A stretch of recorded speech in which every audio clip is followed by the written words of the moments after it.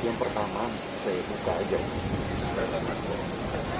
Yang pertama, siklon tropis Seroja ini dampaknya hampir seluruh kabupaten yang ada di Nusa Tenggara Timur. Dampaknya. Kemudian yang mengalami musibah kematian itu memang beberapa kabupaten.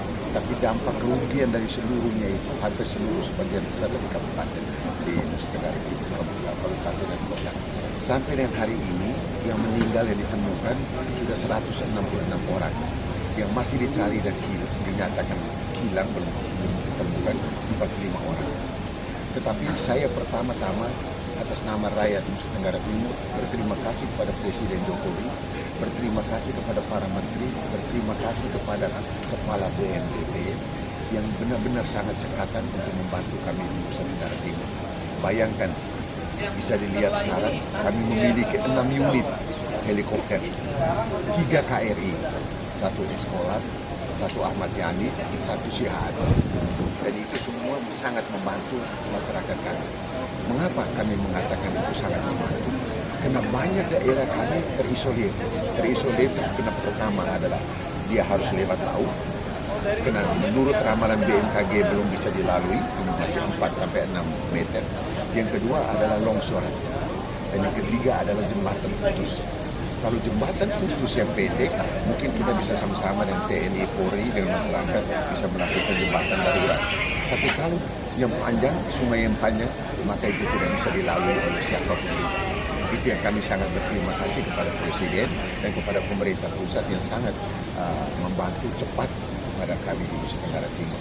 Saya dan Pak Doni mulai dari hari Senin sudah ada di sini, kami sudah langsung ke lapangan dan memang sangat sedih di lapangan kami lihat sendiri. Oleh sebab itu yang pertama kami tangani adalah membantu mereka untuk mencari mengevakuasi jenazah. Yang kedua adalah bagi mereka yang luka berat kami evakuasi ke rumah sakit.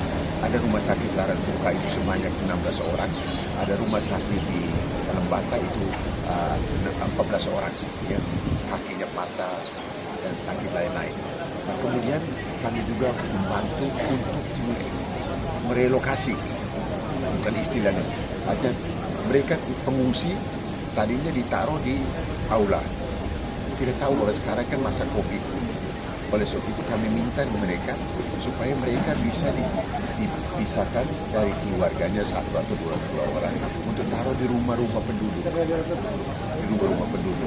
Dengan demikian bisa mengeliminir atau meniadakan penyebaran COVID.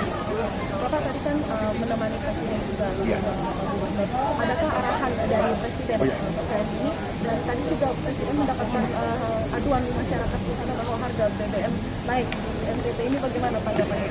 Ya, begini. Sebenarnya BBM ini ada kalau yang di Adonara dan di Lembata itu harus dari Laran Tuka.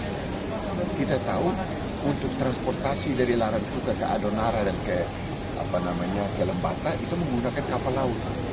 Sedangkan kapal yang memuat BBM itu kan yang kecil, tidak bisa ombak yang 4-6 meter, mereka tidak bisa libat. Padahal sudah ada maklumat pelayaran dari sang bandar tidak boleh berlayar. Maka itu sebenarnya bukan harganya mahal, tapi kelangkaan BBM yang mereka minta. Oleh sebab itu tadi Presiden sudah menginstruksikan kepada Pertamina supaya segera mencari jalan keluar supaya jangan sampai terjadi kelangkaan lagi seperti itu. Baik, terakhir Pak, bantuan yang telah didapatkan sejauh ini apakah sudah cukup logistik? Itu tidak diperlukan lagi, dan apa bantuan yang masih diperlukan?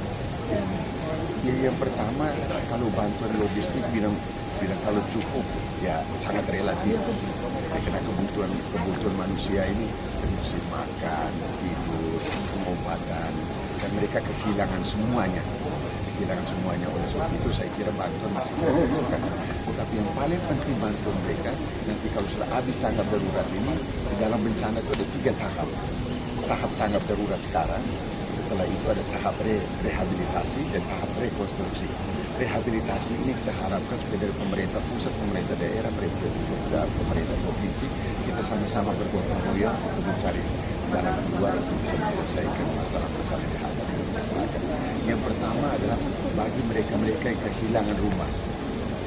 Kebijakan dari pemerintah pusat dan pemerintah provinsi yang mereka terdapat di aliran sungai dan rumahnya terhanyut semua, maka kita akan relokasikan mereka. Dan pemerintah pusat sudah menyangkuti satu rumah itu 50 juta. Dan itu pemerintah pusat, kalau relokasi pemerintah pusat akan dari PU akan mengadakan itu. Tetapi kalau bagi mereka yang tidak direlokasi tapi rumahnya itu rusak, maka dari Badan Nasional Penanggulangan Bencana akan menangani itu.